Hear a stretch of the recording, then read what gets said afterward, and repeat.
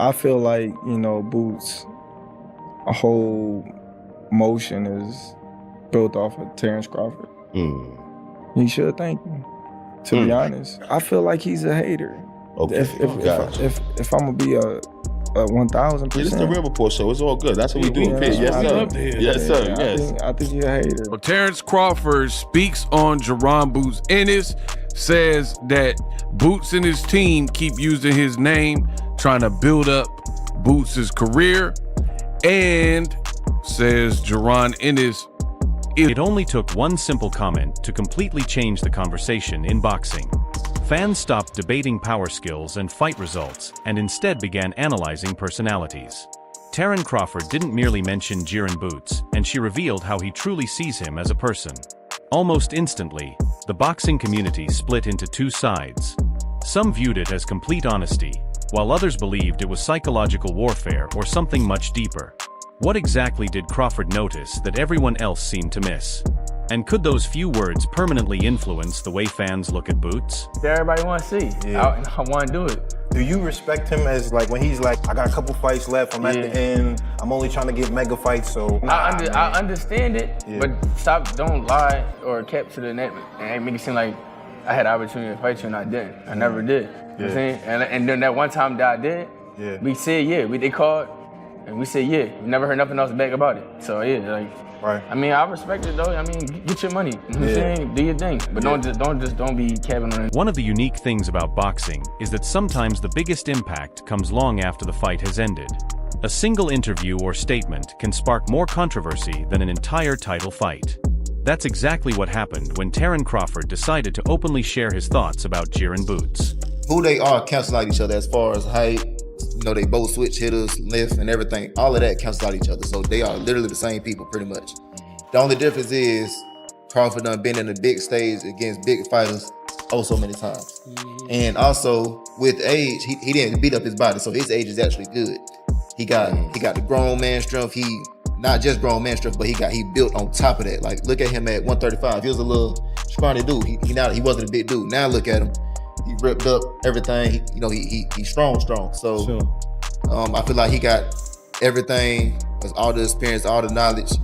Most people expected the usual respect between two world-class fighters. Instead, they witnessed criticism, pride, and one unforgettable remark that immediately divided boxing fans. Crawford didn't stop at questioning in his boxing skills. He questioned his motives as well. According to Crawford, Boots and those around him had spent years building attention by attaching themselves to Crawford's name before taking things even further by referring to Ennis as a little hater. It's about the Crawford fight. I'm tired of answering questions about it. He already said millions of times that he not fighting me or looking my way, so I'm just tired of answering them questions, and if a fight happened, it happened. I want it to happen, but if not, I mean, right now, with somebody like Crawford and Spence, they not interested, and I don't think you could really knock them. And some people say, well, how you gonna say that about Canelo but not Crawford? It's a difference, bro. Terence Crawford fought the best dude in the division. Did he not? Yes, sir. Yeah. You can fight number one, then you can go fight a B-level guy, C-level guy. You should not fight top fighters ever. It didn't take long before social media exploded with opinions. Some fans believed Crawford had finally spoken the truth that others had been unwilling to say publicly.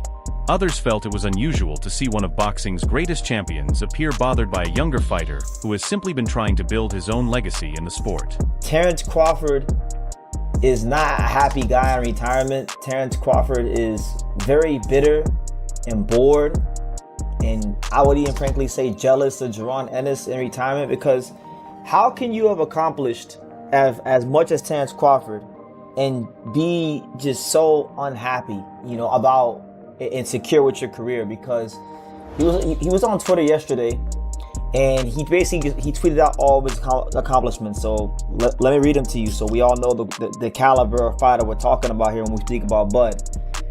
He tweeted the following, and I quote, 42-0, the former #1 best fighter in the world pound for pound, 5-division world champion, 3-time undisputed, 4-time unified champion, 2-time fighter of the year, 3-time ESPN fighter of the year, 20 consecutive world title fights, and a Hall of Famer soon to be. Sorry, but not sorry. Biggest mystery isn't deciding whether Crawford or Ennis is correct. The real question is why this rivalry feels so personal despite the fact that they've never shared the same professional ring. To understand why Crawford's comments spread so quickly across the boxing world, you have to go back to the early days of Boots' rise. When Ennis first started making headlines, everyone wanted to compare him with an established superstar. That's always been part of boxing culture.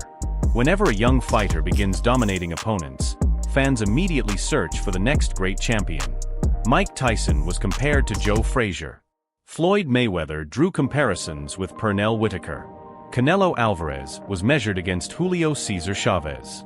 It's a tradition that has existed for decades. Boots experienced the same treatment. His athleticism, confidence, and ability to switch stances smoothly reminded many fans of Terence Crawford, whose versatility had already become legendary. Every impressive performance from Ennis led back to the same discussion. Could he be Crawford? Eventually, that question became impossible to escape. Nearly every interview included Bud's name. Podcasts constantly discussed the fantasy matchup. Rankings always found a way to circle back to whether Boots was ready for Crawford. Throughout those years, Crawford rarely seemed interested in the conversation. His attention remained fixed on becoming undisputed, defeating Errol Spence Jr., and eventually moving into higher weight divisions in search of even greater challenges. While fans kept talking about Boots, Crawford mostly allowed everyone else to keep the debate alive. Nature and myself, but I don't worry about coming back to prove anything, because me coming back and proving something to people that it doesn't matter, but never matters. For that then, they would say, oh, well, he only fought Xander, or they'll come up with some type of excuse. But to credit Boots, like, he's a tremendous talent. And what made the situation even more interesting was that Crawford never fully explained why he felt that way. He didn't mention any specific interview or point to public disrespect from Ennis. Instead, he suggested that he pays close attention to people's actions, body language, and subtle behavior that many others never notice. That left fans trying to piece together clues Crawford himself never completely revealed. His supporters quickly defended him, arguing that elite champions spend their careers studying opponents and reading personalities, allowing them to notice things ordinary fans often miss. They believe Crawford may have witnessed something privately that the public has never seen. Critics weren't convinced. They pointed out that Ennis has repeatedly praised Crawford and consistently referred to him as one of boxing's best fighters.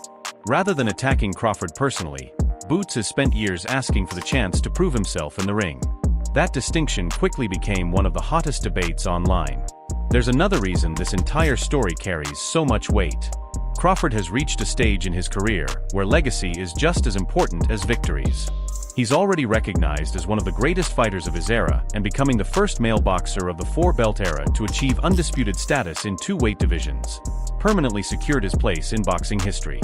5-division world champion, 3-division undisputed champion, the greatest fighter of his generation and his era. Undefeated, first ballot Hall of Famer, Terence Bud Crawford, 42 wins, no loss, no draw, 31 wins by way of knockout.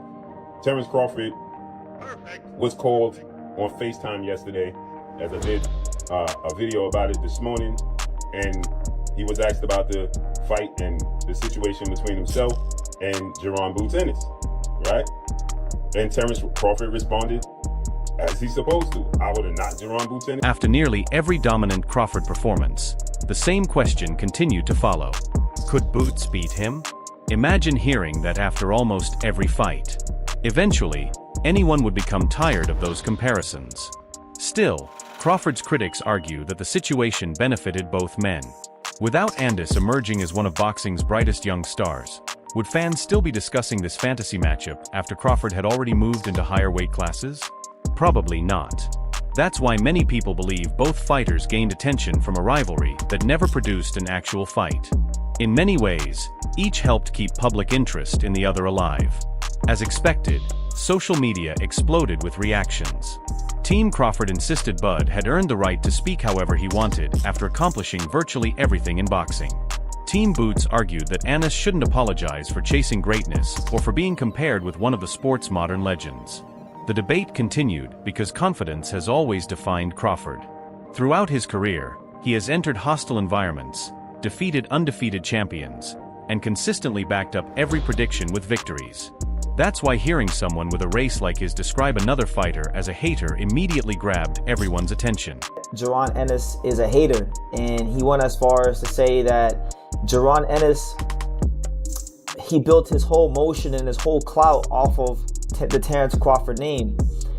And this also comes after the fact that the day right after Jaron Ennis beat Xander Zayas in his finest hour, Terence Crawford did an interview and pretty much said that if he ever fought Boots, he'd be 10 steps ahead of him and things like that. But at the same time, Terence Crawford is the same guy that will criticize people like myself or people in the media and say that the media never gives credit when... That's all for today's video. If you enjoyed this breakdown, don't forget to like the video, subscribe to Boxers Hub, and let us know your opinion in the comments. We'll see you in the next.